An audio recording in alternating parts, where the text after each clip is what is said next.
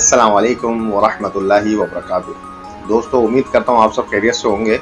और अल्लाह तबारक व तआला से दुआ करता हूँ कि अल्लाह हम सब पर अपना रहम करम फरमाए, आमीन। या रसूलुल्लाह सल्लल्लाहु अलैहि वसल्लम, अल्लाह ताला ने आपको नबूवत से कब नवाजा? तो आप सल्लल्लाहु अलैहि वसल्लम ने इरशाद फरमाया कि जब आदम अलैहिस्सलाम मट्टी और पानी के दरमियान थे, यानी जब उनकी मट्टी गूंदी जा रही थी। जिस जिस्म के बारे में, जो हमारा ये जिस्म है, आदम अलैहिस्सलाम का जो मुजस्समा तैयार किया जा रहा था, उसके लिए जो मट्टी गूंदी जा रही थी, मैं उस वक्त भी नबी था। ये कौन सा वक्त है कि जब आलम अरवाह में अल्लाह ताला ने फैसला कर दिया कि जी इंसान जो हैं ये इस आजमाइश से गुजरेंगे। तो इंसानों में सबसे अफजल कौन थे? इंसानों में सबसे अफजल आप सल्लल्लाहु अलैहि वसल्लम थे और अल्लाह ताला ने वहाँ पर सब रूहों में से सबको सिलेक्ट कर लिया कौन किस मर्तबे पे फाइज होगा। आप सल्लल्लाहु अलैहि वसल्लम उस वक्त भी अल्लाह के नबी और रसूल थे कि जब आदम अलैहिस्सलाम मट्टी और पानी के दरमियान थे। अब इसी तरीके से कि जो जिन्नात हैं, यानी जो शयातीन हैं, वो भी अशरफुल मखलूकात बनने की आजमाइश में गुजर रहे हैं। उनके ऊपर भी यही सारे मामलात लागू है। जिस तरीके से जो मामलात अल्लाह ताला ने हमारे साथ आजमाइश इस दुनिया में रखी हैं, सवाब है, गुनाह है, यानी नेकी और बदी की जो सिलेक्शन है, वो जैसे हमारे अंदर अल्लाह ताला ने ये पावर दी है कि हम सिलेक्ट करें, इसी तरीके से जिन्नात के साथ भी अल्लाह ताला ने ये मामला रखा है। अल्लाह ताला ने जिन्नात को आग की लो से, आग की लपट, यानी जो आग जो लो जलती है ना, उसके जो ऊपर वाली एक गर्म हवा होती है, वो गर्म हवा जो नजर नहीं आती लेकिन इतनी गर्म होती है कि जलाने की ताकत रखती है,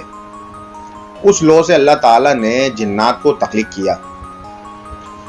और जो इंसान है, अल्लाह ताला ने उनको मट्टी से तख्लीक किया, जैसा कि आदम अलैहिस्सलाम का हमने जिक्र किया। जिन्नात को तख्लीक किया, उसकी तख्लीक के हजारों साल के बाद अल्लाह तबारक व तआला ने इंसान की तख्लीक फरमाई। अल्लाह तबारक व तआला ने फरिश्तों से फरमाया कि मैं जमीन पर अपना खलीफा। फरिश्तों ने कहा कि या अल्लाह, तू जमीन पर एक ऐसी मखलूक बनाना चाहता है कि जो जमीन पर खून रेजी और फसाद बर्पा करेगी, और हम तेरी इबादत के लिए काफ़ी नहीं। उनका मकसद ये था कि अल्लाह ताला, हम तो आपकी इबादत कर रहे हैं, आप एक मखलूक और क्यों बना रहे हैं? तो अल्लाह ताला फरमाता है कि जो चीज़ मैं जानता हूँ वो आप नहीं जानते। तो अल्लाह ताला ने जब आदम अलैहिस्सलाम को तख्लीक कर लिया, तो अल्लाह ताला ने इरशाद फरमाया, फरिश्तों को हुक्म दिया कि जब मैं आदम के अंदर अपनी रूह में से कुछ फूंक दूं, तो तुम सब इसके सजदे में गिर पड़ना। तुम सब में इसलिए ये अल्फाज कह रहा हूँ ताकि जो हमारे बच्चे, जो हमारी न्यू जनरेशन है, वो इसको इजीली समझ सके। अल्लाह ताला ने इरशाद फरमाया कि फरिश्तों को कि तुम इसके सजदे में गिर पड़ना। अब इन फरिश्तों के अंदर सिर्फ वो फरिश्ते नहीं थे जो रसूलों से नीचे हैं। इसमें फरिश्तों के रसूल यानी जिब्राइल अलैहिस्सलाम, मिकाइल अलैहिस्सलाम, इसराफिल अलैहिस्सलाम, सारे बड़े बड़े फरिश्ते भी शामिल थे। क्योंकि ये सब फरिश्ते हैं, ये सब फरिश्ते उस वक्त सब शामिल थे उस हुक्म में जो अल्लाह ताला ने आदम अलैहिस्सलाम को ताज़ीमन सजदा करवाया। ये ताज़ीमन सजदा था कि नूरी मखलूक जो नूर से बनाई गई है, अल्लाह ताला ने जो नूर से एक मखलूक यानी जो फरिश्ते अल्लाह ताला ने बनाए, उनको हुक्म दिया कि तुम नूर से तो बने हुए हो और इस मट्टी से जो जिस्म बनाया गया है इससे भी तुम अफजल हो। लेकिन ये ताज़ीमन सजदा इसलिए था कि तुमने जो अल्लाह ताला की तख्लीक है उस पर अपना सर तस्लीम खम किया, कि अल्लाह के हुक्म को तुमने ओबे किया। तमाम फरिश्ते जो है आदम अलैहिस्सलाम के सजदे में गिर पड़े सिवाय इब्लीस के। अल्लाह तबारक व तआला ने फरमाया कि इब्लीस, के शैतान, कि तुझे किस चीज ने रोका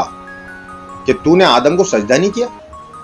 जबकि मैंने तुझे हुक्म दिया था, तूने सजदा नहीं किया। तो इब्लीस कहता है कि या अल्लाह, मैं इसको क्यों सजदा करूं कि मैं तो इससे बेहतर हूं।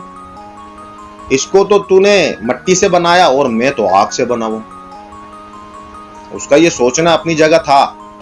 कि ये तो मट्टी से बनाया गया है और मैं तो आग से बनाया गया हूं, मैं तो इससे अफजल हूं।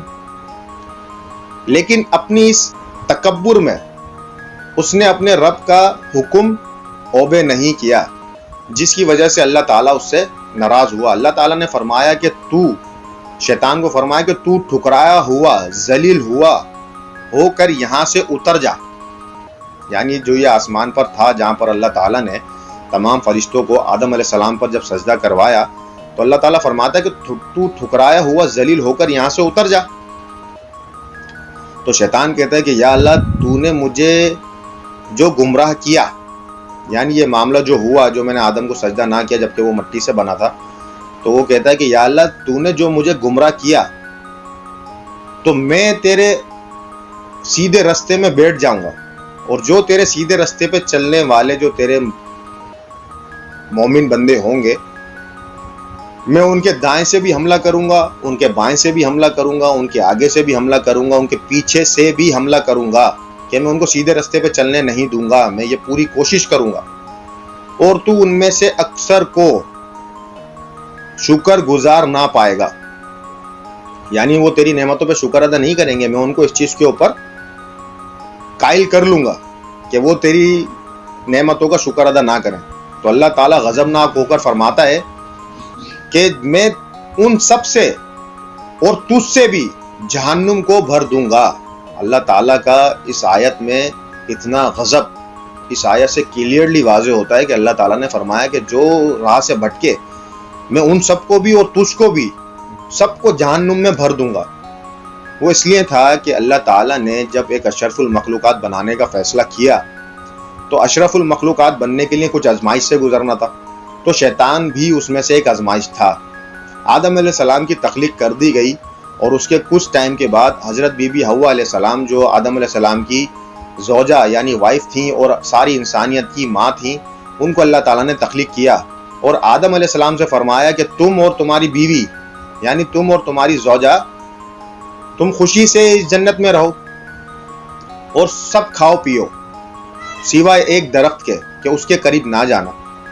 اللہ تعالیٰ نے ان کو ایک درخت کے پاس جانے سے روکا۔ اب یہ جو تکبر کی وجہ سے شیطان کے اندر ایک آگ اندر سے جل رہی تھی کہ اللہ تعالیٰ نے تو اس کو اتنی عزت دے دی جبکہ یہ تو مٹی سے بنا ہوا، تو وہ اپنی کوشش میں جاتا ہے اور آدم علیہ السلام اور بی بی حوا علیہ السلام دونوں کو بہکانے کی کوشش کرتا ہے اور کہتا ہے کہ تمہیں پتہ ہے اللہ تعالیٰ نے تمہیں اس درخت کے پاس جانے سے کیوں منع کرا؟ اس لیے منع کرا کہ اگر تم نے اس کا پھل کھا لیا تو کہیں تم فرشتے نہ بن جاؤ، کہیں تم نوری مخلوق نہ بن جاؤ، کیونکہ تم تو مٹی کی مخلوق ہو۔ وہ ہمیں نیچے دکھانے کی کوشش کر رہا تھا، آدم علیہ السلام کو یہ بات کہہ رہا تھا کہ کہیں تم نوری مخلوق نہ بن جاؤ اور کہیں تم سے موت ختم نہ ہو جائے، کیونکہ تم پہ تو اللہ نے موت واضح رکھی ہے۔ آدم علیہ السلام اور بی بی حوا علیہ السلام جنت میں رہ رہے تھے، لیکن وہ ان کے اوپر بہکانے میں کامیاب ہو گیا اور وہ اللہ کے حکم کو فالو نہ کر سکے اور انہوں نے اس کا ایک پھل کھا لیا۔ جب اس درخت کا پھل کھایا تو اس سے ہوا یہ کہ جو آدم علیہ السلام اور بی بی حوا علیہ السلام کی جو شرمگاہیں اللہ تعالیٰ نے پوشیدہ رکھی تھی وہ ان دونوں کے سامنے واضح ہو گئی۔ یہ کوئی گناہ کا کام نہیں ہے، اللہ تعالیٰ پہلے فرما رہا ہے کہ ہم نے آپ کی بیوی کو اور آپ کو جنت میں رکھ دیا اور آپ یہاں پر خوشی سے رہیں، سب کھائیں پیئیں، بس اس درخت کے پاس مت جائیے گا۔ تو یہ جو ہے ہماری جو بچے ہیں یہ اپنا مائنڈ کلیئر کر لیں، وہ یہاں پر میاں بیوی ہیں، لیکن اللہ تعالیٰ نے ان کو اس فروٹ کھانے سے منع کیا تھا، یعنی اس جگہ پہ جانے سے منع کیا تھا۔ اب یہ اللہ تعالیٰ کی ایک پوری مصلحت ہے کہ اللہ تعالیٰ ایک پوری پلاننگ کے ذریعے ہمارے ماں باپ کو جہاں پر جس جنت میں اللہ تعالیٰ نے ان کو رکھا وہاں سے اس زمین پر بھیج رہا ہے جس زمین پہ انہوں نے آزمائش سے گزرنا۔ شیطان اپنے اس حربے میں کامیاب ہو گیا اور ہمیں اس آسائشوں والی زندگی جس کو اللہ تعالیٰ فرما رہا ہے کہ جنت میں وہ رہتے تھے، کیونکہ نہ وہ وہاں کماتے تھے، نہ ان کی وہاں جنگ تھی، نہ کسی چیز کی ان کو محنت کرنی تھی، سکون سے وہ لوگ وہاں رہتے تھے۔ شیطان نے جنت سے نکلوا دیا۔ اب اللہ تعالیٰ نے فرمایا کہ تم سب یہاں سے اتر جاؤ۔ جس جنت میں یہ لوگ تھے، یعنی جس زمین پر یہ لوگ تھے، بیسیکلی جنت جو ہے عربی میں باغ کو کہتے ہیں، باغ جہاں درخت ہوتے ہیں، گھاس ہوتی ہے، بہت اچھا سا ماحول ہوتا ہے، نہریں بہری ہوتی ہیں، خوبصورت سا ایک ویدر ہوتا ہے۔ تو اللہ تعالیٰ فرماتا ہے کہ تم سب یہاں سے اتر جاؤ اور تم سب ایک دوسرے کے دشمن ہو گئے، تم سب یہاں سے اتر جاؤ۔ اللہ تعالیٰ سب کو کہہ رہا ہے، شیطان بھی ہیں وہاں پر، آدم علیہ السلام بھی ہیں، بی بی حوا علیہ السلام بھی ہیں، اور اللہ تعالیٰ بہتر جانتا اور کتنی مخلوقات تھیں وہاں پر کہ جن کو اللہ تعالیٰ نے زمین پر بھیجا۔ اللہ تعالیٰ نے فرمایا کہ تم نے وہاں پر ایک مدت تک رہنا ہے، یعنی ایک ٹائم تمہارا ہم نے رکھ دیا، اس سے زیادہ تم وہاں نہیں رہو گے، ایک ٹائم تک تم نے وہاں پر رہنا اور وہیں گزر بسر کرنا ہے، یعنی وہیں تم نے اگانا بھی ہے، وہیں تم نے کھانا بھی ہے، کیونکہ یہ آزمائش انسانیت کی شروع ہو چکی ہے کہ جو اس نے عہد لیا تھا عالم ارواح میں اللہ تعالیٰ سے کہ میں ہر آزمائش سے گزروں گا اللہ تعالیٰ، تو یہ آزمائش اللہ تعالیٰ کا امتحان آ گیا انسانیت کے اوپر کہ آدم علیہ السلام پہلے آسائشوں کی زندگی سے اللہ تعالیٰ نے ان کو وہاں سے نکال کر زمین پر بھیجا۔